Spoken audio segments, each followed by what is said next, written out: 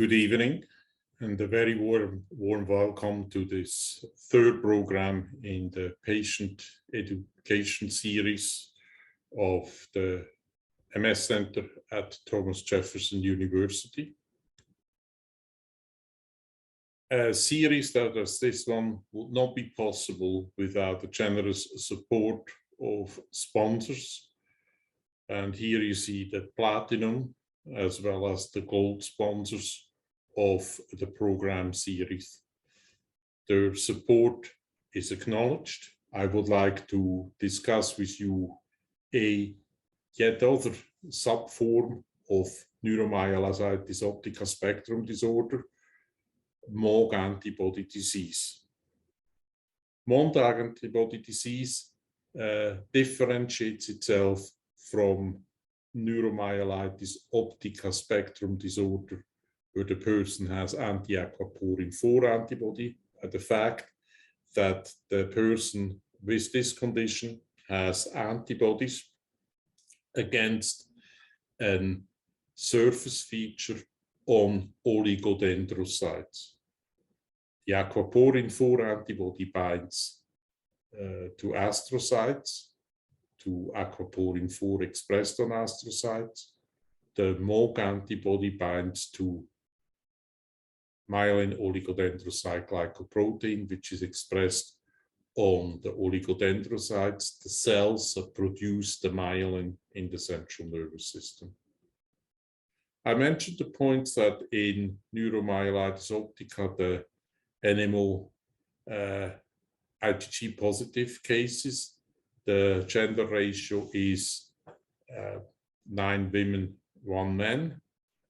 Here in the MOG antibody disease, the ratio is more 1:1. There hasn't been a predilection of the condition as with respect to ethnicity.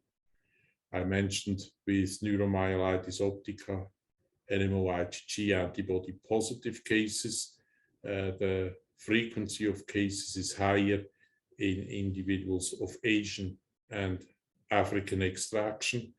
In the MOGAD, it seems to be level through the whole population. And you see also that while in NMOSD aquaporin 4 positive, there are about 1 to 10 cases per 100,000. This number is significantly lower with MOGAD.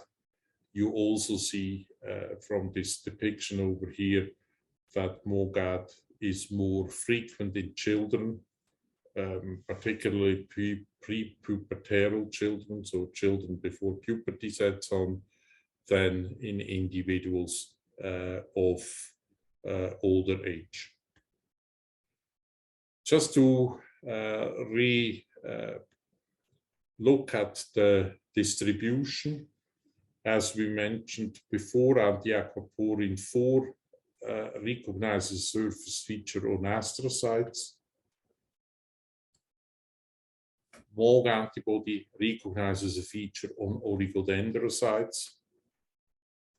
Even then, there are still patients that are going to be anti-MOG and anti-aquaporin 4 negative, and obviously it will be important to recognize whether perhaps in a subsequent program in years to come, we will talk about the individuals that are neither aquaporin 4, neither MOG positive, but are positive for a third or a fourth antibody.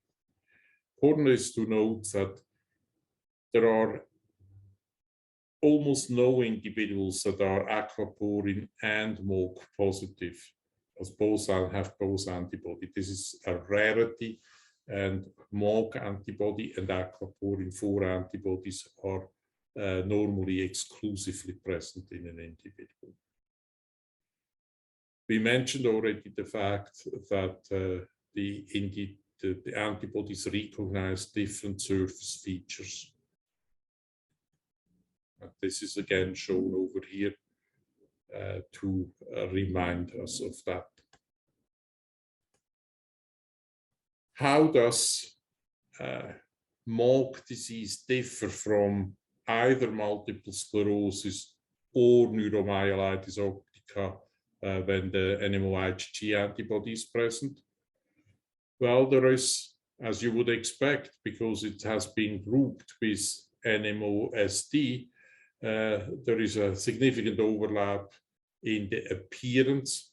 However, the individual subtleties of the MRI picture are different. You also see that the MOG antibody doesn't keep exactly the boundaries from where we know that aquaporin 4 is expressed.